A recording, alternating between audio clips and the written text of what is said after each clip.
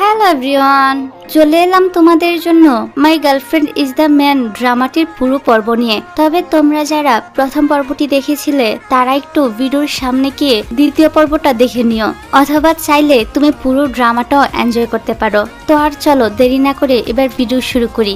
বেচারি জিউর অবস্থা ছিল ভীষণ করুণ। সে পার্টিতে যাওয়ার আগেই আবারও ছেলেতে পরিণত হয়ে যায়, যার জন্য তার তো প্রচন্ড মেজাজটাই খারাপ হয়ে যায়। তারপর জিউ মিনকে ফোন করে আর বলে আমাকে একটা হেল্প করবে।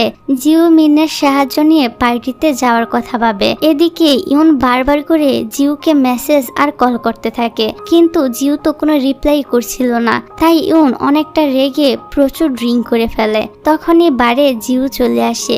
জিউকে আবারও ছেলে রূপে দেখে ইউন তো এবার প্রচুর রেগে যায় আর নেশার ঘরে বলতে থাকে এটা তুমি কেন করলে, বারবার এ পরিবর্তন কেউ কি মেনে নিতে পারে। এই কথায় জিও তো অনেক কষ্ট পায়, কারণ সে তো আর ইচ্ছে করে ছেলে হচ্ছিল না। যাক, পরের দিন ইউনের যখন হুঁশ ফিরে আসে তখন তো তার এসব কথা মনে পড়ে আর তার কাছেও জিউর জন্য খুবই খারাপ লাগে। তাই সে জিউর সাথে দেখা করতে চলে আসে।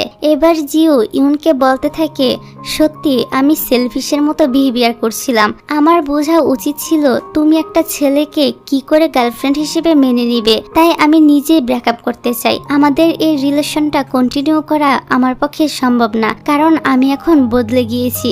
আমি জানি না কতদিন এরকম ছেলে রূপে আমাকে থাকতে হবে। আমি তোমাকে আর কষ্ট দিতে চাই না। তোমারও তো অধিকার আছে স্বাধীনভাবে বেঁচে থাকার। তাই আমি এই সম্পর্কটা এখানেই শেষ করতে চাই।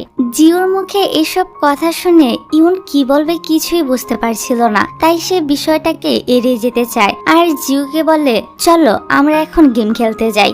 গেম খেলা শেষ করে তারা বাসায় ফিরে আসে। যাক, পরের দিন জিউ ঘুম থেকে ওঠার পর তার বোন তাকে রেডি হতে বলে। জিউ বলে তারা আবার কোথায় যাবে। জুই বলে জিউকে তার বয়ফ্রেন্ড হওয়ার অভিনয় করতে হবে আর তার বয়ফ্রেন্ড হয়ে বাবা মার সাথে দেখা করতে যেতে হবে। এই শুনে জিউ তো প্রচন্ড রেগে যায় আর বলে আমি এসব করতে পারবো না। জুই এবার তার মায়ের মেসেজগুলো দেখায় আর বলে এসব কিছু তোমার জন্যই হয়েছে, এখন তোমাকে এটা শেষ করতে হবে। কি আর করার, বাধ্য হয়ে জিউকে তার বোনের কথা মেনে নিতে হয়। এবার তারা দুই বোন মিলে বাবা মার সাথে দেখা করতে চলে আসে। এখানে বাবা মা তো তাদের হবু জামাইকে বরণ করার জন্য ওয়েলকাম একটা আয়োজন করে। এইসব দেখে তারা দুই বোন তো একদম শকড হয়ে যায় আর বলে এইসবের কি দরকার ছিল। মা বলে অবশ্যই দরকার ছিল, আমার হবু জামাই বলে কথা, তাকে তো আর এমনি এমনি আমি ওয়েলকাম করতে পারি না। তারপর তারা খাবার খেতে বসে। এখানে কথায় কথায় মা বলতে থাকে জিউকে ফোন দেওয়ার জন্য। একটু পর তিনি নিজেই ফোন দেওয়ার চেষ্টা করে। তখনই জুই তাড়াতাড়ি করে ফোনটা ওনার কাছ থেকে নিয়ে নেয় আর বলে মা এখন তাকে ডাকতে হবে না, পরে ডাকলেও হবে। মা বলে তা কি করে হয়, সে তার হবু দুলাভাইয়ের সাথে পরিচিত হবে না। এটা শুনে আমাদের জিউর অবস্থা এতটাই খারাপ হয়ে যায় যে তার মুখ ভর্তি খাবার একদম বাইরে চলে আসে। অবস্থা আঁচ করতে পেরে জিউর মা তো মুখের সামনে একটা থালা ধরে ফেলে। এই কারণে সব খাবার গিয়ে পড়ে তার বাবার মুখের উপরে। যাই হোক, পরের সিনে আমরা দেখতে পাই জিউর মা তার হবু জামাইকে নতুন একটি কাপে করে চা দেওয়ার জন্য কাপ নামাতে আসে, কিন্তু টুলটা নষ্ট হওয়ার কারণে তিনি তো উপর থেকে পড়েই যাচ্ছিল। ঠিক ওই সময় জিউ এসে তার মাকে ধরে ফেলে আর বলতে থাকে মা তোমাকে না কতবার বলেছি এই টুলটা ব্যবহার করো না, আর এইসব জিনিসপত্র তুমি উপরে রাখো কেন। আর বাবা তোমাকেও তো বলেছি এই টুলটা ঠিক করে দিতে। জিউর মুখে এসব কথা শুনে এখানে থাকা সবাই তো একদম হতভম্ব হয়ে যায়। এবার বাবা মা বুঝে ফেলে যে এটাই হলো তাদের ছোট মেয়ে জিউ। তারপর জিউর মা জিউর সাথে একা কথা বলে আর জিজ্ঞাসা করে এসব কবে হলো, তুমি কি এখন ঠিক আছো? জিউ বলে মা আমি একদম ঠিক আছি, তুমি আমার জন্য কোনো চিন্তা করো না। আর দেখো আমি দেখতে কত কিউট, তাই আমার কোনো অসুবিধাই হচ্ছে না। এখানে জিউর মা তাকে আরো অনেক কিছুই বলতে থাকে। তারপর জিউ আবারও তাদের বাসায় চলে আসে আর সে ইউনের কাছে কল করে। তবে ইউন তখন তার ভার্সিটির লাইব্রেরিতে ছিল, তার সাথে কিমমেটও ছিল। ইউন জিউর ফোন পেয়ে তার সাথে কথা বলার জন্য বাইরে চলে আসে। জিউ ইউন আর মিনকে কাল রাতে তাদের বাসায় ডিনারের জন্য ইনভাইট করে, কারণ মিন তাকে পার্টিতে যেতে সাহায্য করেছিল। তারা যখন কথা বলছিল ঠিক ওই সময় কিম এসে ইয়নকে ডাক দেয় আর বলে, এতক্ষণ ধরে কার সাথে কথা বলছো, ভিতরে আসো, সবাই তোমার জন্য অপেক্ষা করছে। ইয়ন তখন জিউকে বলে, ঠিক আছে, আমি আর মিন কাল তোমার বাসায় ডিনার করব, এখন রাখছি। এই বলে সে ফোনটার সাথে সাথেই কেটে দেয়। এদিকে জিউ তো কিমের কণ্ঠটা শুনে ফেলেছিল। জিউ ভাবতে থাকে ইয়ন কিমের সাথে কি করছে, এই ভেবে তার কাছে একটু খারাপ লাগছিল। পরের দিন জিউ তার বান্ধবীর বাসায় আসে। এখানে তারা স্বাভাবিক কথাবার্তাই বলছিল। কথায় কথায় জিউ তার বান্ধবীকে বলে, রাতে ইয়ন আর মিন ডিনার করতে আমার বাসায় আসবে। ইউরি বলে, তাহলে তুই এখানে কি করছিস? জিউ বলে, কেন, কি হয়েছে? ইউরি বলে, একটু পরেই তো তারা তোর বাসায় চলে আসবে। মিন যদি এসে বাসার মধ্যে এগুলো দেখতে পায় তখন কি হবে? তাড়াতাড়ি বাসায় গিয়ে সবকিছু লুকিয়ে ফেল, আর আমি একটু পরেই চলে আসব। এবার বাসায় এসে জিউ তো তাড়াতাড়ি করে মেয়েদের সব কাপড়, কসমেটিক, ছবি সহ সবকিছু লুকিয়ে ফেলে আর সব জায়গায় ছেলেদের জিনিস রেখে দেয়। তারপর ইয়ন আর মিন চলে আসে। মিন তো এসে জিউকে জড়িয়ে ধরে, যেটা দেখে ইয়ন তো তাকে সরিয়ে দেয় আর বলে, হয়েছে হয়েছে, এখন ভিতরে যাও। এখানে ইয়ন জিউর দিকে হাত বাড়াতে দেখলে জিউ তো ভাবে ইয়ন তার টেক কেয়ার করছে, এই কারণে সে একটু লজ্জা পেয়ে যায়। কিন্তু এরকম কিছুই না, ইয়ন তো আসলে জিওর মাথায় থাকা ক্লিপটা খুলে দেয়। যাক, এবার জিউ যায় তাদের জন্য রান্না করতে। এটা দেখে ইয়নের অতীতের একটা কথা মনে পড়ে। এর আগে ইয়ন প্রথম যখন তার বাসায় এসেছিল তখনও জিউ তার জন্য এইভাবেই রান্না করেছিল, আর এখনো সে তাদের জন্য রান্না করছে। এবার তারা তিনজন যখন বসে খাওয়া দাওয়া করছিল তখনই ইউরি এখানে চলে আসে। ইউরিকে দেখে জিউ তো অনেকটা ইমোশনাল হয়ে তাকে জড়িয়ে ধরে। এতে ইউরি তো লজ্জায় একদম লাল হয়ে যায়, কারণ শত হলো সে তো একটা ছেলে। এবার তারা চারজন মিলে ছাদে বসে একটা পার্টির মতো করে ডিনার করতে থাকে। এখানে মিন ছেলেটা একটু বেশি ড্রিঙ্ক করে ফেলে, এই কারণে সে তো একটু ড্রাঙ্ক হয়ে জিউর উপরে এসে পড়ে। এটা দেখে ইউনের তো অনেক জেলাস হয়, কিন্তু সে কিছু করতে পারছিল না, বলতেও পারছিল না। তাই রাগে সে সসের বোতল থেকে সস ঢালতেই থাকে। এটা দেখে ইউরি তাকে থামাতে গিয়ে অ্যাক্সিডেন্টলি জিউর গায়ে সস ফেলে দেয়। তাই জিউ তার রুমে যায় শার্টটা চেঞ্জ করতে। ইউরিও তার পিছু পিছু আসে। এখানে এসে তো ইউরি জিউর এরকম হট একটা বডি দেখে একদম ফিদা হয়ে লাল হয়ে যেতে থাকে। ইউরির এরকম লাল মার্কা ফেস দেখে জিউ তো তার গালে ধরে বলতে থাকে, তুমি এরকম টমেটোর মতো লাল হয়ে গিয়েছো কেন? ইউরি বলে, আরে মনে হয় ড্রিঙ্কস করার কারণে হয়েছে। তখনই আবার ইয়ন তাদেরকে এসে এই অবস্থায় দেখে ফেলে। এদিকে ইয়নকে দেখে জিউ তো আবার অনেক বেশি লজ্জা পেয়ে যায়, কারণ সে বাইরে থেকে একটা ছেলে হলেও মন থেকে তো পুরোপুরি একটা মেয়ে ছিল। এই কারণে সে পর্দার আড়ালে গিয়ে লুকিয়ে পড়ে। যাই হোক, তারপর মিনের গার্লফ্রেন্ড তাকে কল করে, এই কারণে সে আগেই বের হয়ে যায়। পরে ইয়ন যখন বের হবে তখন ইউরিকে বলে, চলো আমি তোমাকে ড্রপ করে দেই। কিন্তু জিউ বলে ওঠে, সে তো আজকে যাবে না, আমার সাথে থাকবে। আমরা রাতের বেলা আজকে অনেক মজা করব, এনজয় করব। ইয়ন বলে, ঠিক আছে। আসলে সে তাদেরকে কিছু বলতে পারছিল না, কিন্তু ভিতরে ভিতরে ভাবছিল তারা রাতে একসাথে কেন থাকবে, তারা আবার অন্য কিছু করবে না তো।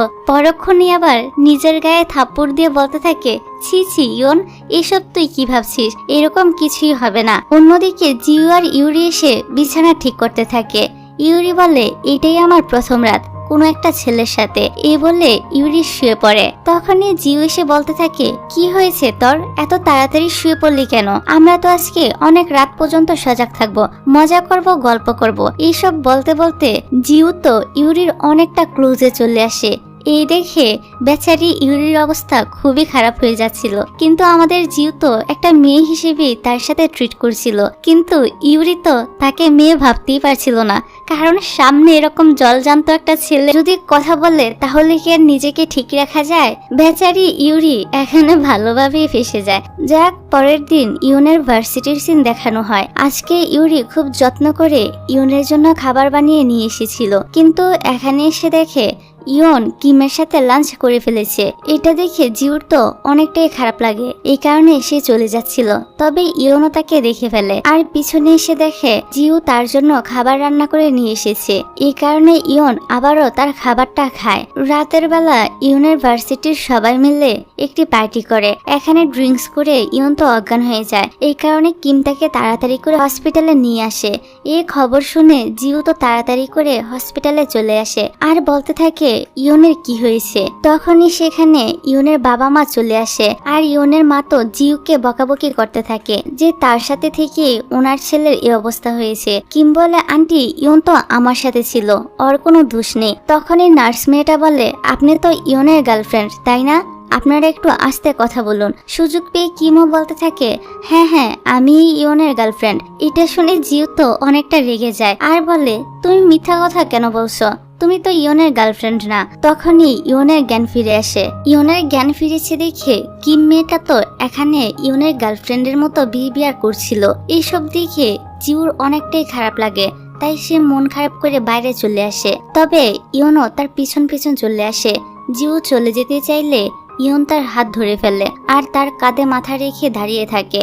তখনই কিম এসে চিৎকার করে বলতে থাকে তোমরা বাইরে কি করছো। এখানে কিম তো সব রাগ জিউর উপরই ঝাড়ছিল।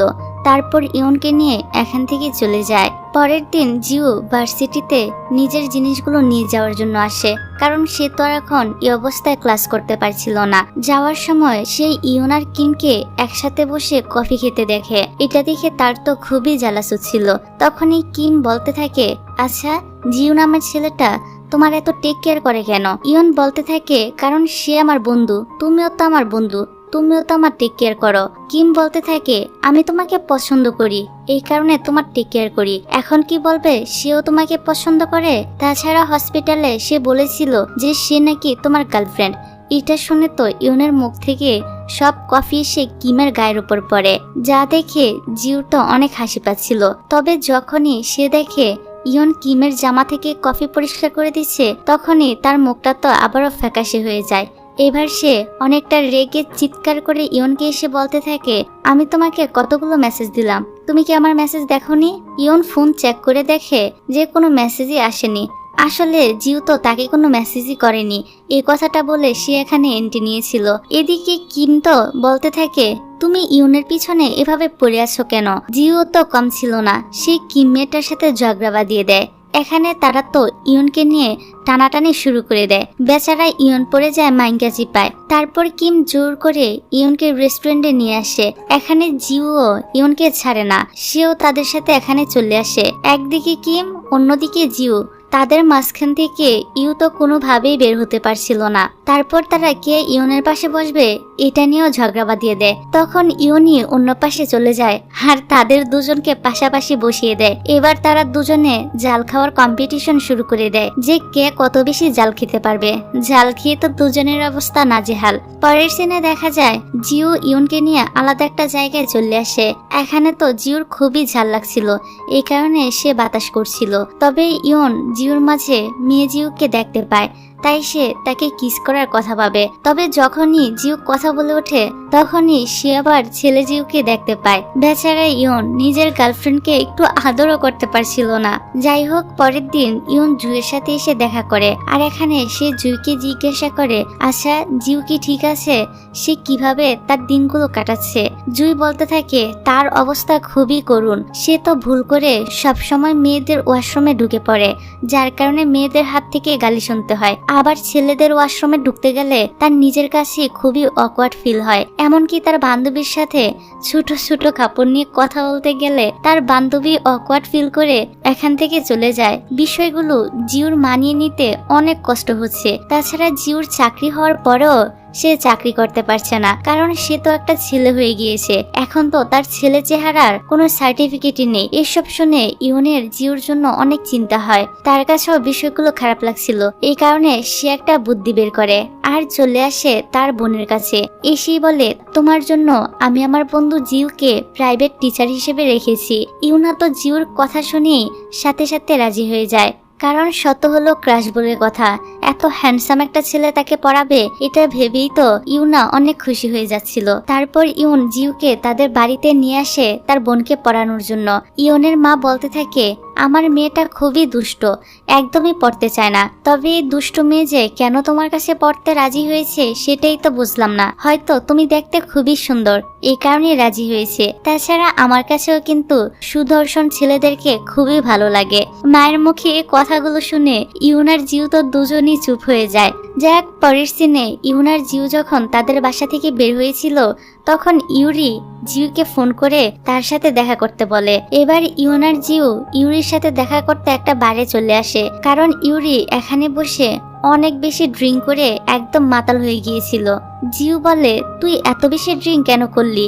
ইউরি কান্না করতে করতে বলে, আমার এখনো পর্যন্ত একটাও বয়ফ্রেন্ড হয়নি, আমি কোনোদিন একটা ডেটেও যাইনি, এমনকি কারোর সাথে নাইটও স্পেন্ড করিনি। অথচ আজকে আমার একজনের সাথে ব্লাইন্ড ডেটে যাওয়ার কথা ছিল, সেখানে গিয়ে দেখি ওই লোকটা আমার বাপের বয়সের একটা লোক আমার সঙ্গে ডেট করতে এসেছে। আমি কি দেখতে এতটাই খারাপ যে এই লোকের সঙ্গে ডেট করতে হবে? এসব বলে ইউরি কান্না করতে করতে অজ্ঞান হয়ে যায়। ওই সময় ওই বয়স্ক লোকটির সাথে যে মেয়েটি ইউরির ডেট ঠিক করে দিয়েছিল সে মেসেজ করে বলে, আরে তুমি সেখান থেকে পালিয়ে গিয়েছিলে কেন? তোমার জন্য কত সুন্দর একটা ছেলে খুঁজে বের করেছি আর ডেট করতে পাঠিয়েছি, আর তুমি নিজেই কিনা ওনাকে রেখে পালিয়ে গেলে। তবে চিন্তা করো না, কাল আমার জন্মদিন, সেখানে তুমি এসে পড়ো, আমি অবশ্যই তোমার জন্য একটা বয়ফ্রেন্ডের ব্যবস্থা করে দিব। এইসব মেসেজ দেখে জিউ তো খুবই রেগে যায়, ইউরিকে তার বাসায় নিয়ে আসে। পরের দিন সকালবেলা তারা দুই বান্ধবী মিলে যখন নাস্তা করছিল তখন ইউরি তার চশমাটা খুঁজতে থাকে আর বলে, আমার আইডেন্টিটিটা কোথায়? সে চশমা পরে বলে, এটা না পড়লে আমাকে ইউরির মতো লাগেই না, এটাই হলো আমার আইডেন্টিটি। জিউ বলে, তাহলে আমার আইডেন্টি কি? ইউরি বলে, কেন, তোমার আইডেন্টি হলো তুমি একজন ভালো রাইটার, তুমি তো আগে অনেক সুন্দর সুন্দর গল্প লিখতে, তাহলে এখন লেখাটা ছেড়ে দিলে কেন? এখান থেকে আমাদেরকে তাদের স্কুলের দিনগুলো দেখানো হয়। স্কুলে পড়ার সময় একটা রাইটিং কম্পিটিশনে তারা সবাই নাম দিয়েছিল। জিউ তো সবসময় অনেক বেশি ভালো লিখতো, তবে প্রতিযোগিতায় ইউরি প্রথম হয়ে যায়। এই দুঃখে জিউ তো তার রাইটিং এ ছেড়ে দিয়েছিল। আর এখন বর্তমানে ইউরি জিউকে বলে, সত্যি তুমি অনেক ভালো লিখতে, তাই তুমি এখন আবারও নতুন করে শুরু করো, আমি জানি তুমি অনেক ভালো একজন রাইটার হয়ে উঠবে। এখানে ইউরি তাকে অনেক মোটিভেট করে। পরের সিনে দেখা যায় জিউ মিনের সঙ্গে দেখা করতে আসে। এখানে ইউনও ছিল। মিন তো অনেকদিন পর জিউকে দেখে জড়িয়ে ধরে। তারপর জিউ মিনকে বলতে থাকে, তুমি একদিনের জন্য আমার বান্ধবী ইউরির বয়ফ্রেন্ড হয়ে জন্মদিনে যাও। মিন বলে, আমি কেন যাব? তুমি নিজেই তো দেখতে অনেক বেশি হ্যান্ডসাম, তুমি তো ইউরির বয়ফ্রেন্ড হয়ে তার সঙ্গে জন্মদিনের পার্টিতে যেতে পারো। মিনের এই আইডিয়াটা জিউর কাছেও ভালো লাগে। পরের দিন ইউরি তার বান্ধবীর জন্মদিনে চলে আসে। এখানে আসার পর সব মেয়েরা তো আর চোখে তাকিয়ে থাকে আর বলতে থাকে, এরকম চশমা পরা একটা মেয়ে তোমার বান্ধবী? তাকে তো দেখতে একদমই বুড়ি দেখাচ্ছে, একদম খ্যাত একটা মেয়ে। এবার ইউরির বান্ধবী এসে ইউরিকে বলতে থাকে সে যেন ওই মধ্যবয়স্ক ছেলেটিকে বিয়ে করে নেয়, কারণ ওই লোকটি দেখতে অনেক হ্যান্ডসাম। তাছাড়া লোকটি তাকে বিয়ে করতে রাজিও হয়েছে। ওই লোক এসে যখনই ইউরির হাত ধরতে যাবে তখনই সেখানে জিউ এসে হাজির হয় আর ইউরির হাত ধরে বলে, এখান থেকে সরে যাও, ইউরি হলো আমার গার্লফ্রেন্ড। জিউর এরকম বোল্ড লুক দেখে এখানে থাকা সব মেয়েরা তো একদম হা হয়ে তার দিকে তাকিয়ে থাকে আর বলতে থাকে, এরকম চশমাওয়ালি আগলি একটা মেয়ের এত হ্যান্ডসাম একটা বয়ফ্রেন্ড কোথা থেকে পেলো? কেউ তো বিশ্বাসই করে না যে এটা ইউরির বয়ফ্রেন্ড। তারা বলতে থাকে ইউরি ভাড়া করে এখানে বয়ফ্রেন্ড নিয়ে এসেছে। এসব শুনে জিউর তো প্রচন্ড রাগ হয়, তাই সে তাদেরকে উচিত জবাব দিয়ে ইউরির হাত ধরে বাইরে চলে আসে। তবে ইউরিও তার উপর রেগে যায় আর বলে, এখানে তুমি কেন এসেছো? আমার উপর দয়া দেখাতে? জিউ বলে, এসব তুই কি বলছিস? তোকে আমি হেল্প করতে এখানে এসেছি। তোর ওই বান্ধবী তো তোকে একজন মধ্যবয়স্ক লোকের হাতে ছেড়ে দিয়েছিল আর সবার সামনে কত অপমান করছিল। আমি তো তোকে বাঁচানোর জন্য এখানে আসলাম। ইউরি বলে, তুমি দেখতে খুবই হ্যান্ডসাম, আমি যদি তোমার প্রেমে পড়ে যাই তখন তুমি কি করবে? এই বলে সে এখান থেকে চলে যায়। অন্যদিকে আমরা কিম আর ইয়নকে একসঙ্গে দেখতে পাই। এখানে কিম মেয়েটি মেজিউর মতো হেয়ার কাট করে আসে, যেটা দেখে ইউন তো তার মাঝেও জিউকে দেখতে পায়। যাক, তারপর তারা বসে গল্প করছিল, তখন সেখানে জিউ চলে আসে। আর তাদেরকে এভাবে হাসি খুশি ভাবে কথা বলতে দেখে জিউর তো প্রচন্ড খারাপ লাগে, সে অনেক কষ্ট পাচ্ছিল। যাই হোক, পরের দিন জিউ ইউনের বোনকে পড়াতে আসে, কিন্তু ইউনের বোন তো পড়া বাদ দিয়ে শুধু জিউর দিকে তাকিয়েই থাকে। জিউ বলে, এভাবে তাকিয়ে আছো কেন? ইউনা বলে, আমি তোমাকে পছন্দ করি, তবে আমি এটাও জানি যে আমার ভাইয়ের সাথে তোমার কোনো একটা রিলেশন আছে। ঠিক বলছেন আমি? এটা শোনার পর জিউ তো একটু ঘাবড়ে যায় আর বলে, আরে না না, সেরকম কিছুই না, তুমি আমাদেরকে নিয়ে ভুল ভাবছো।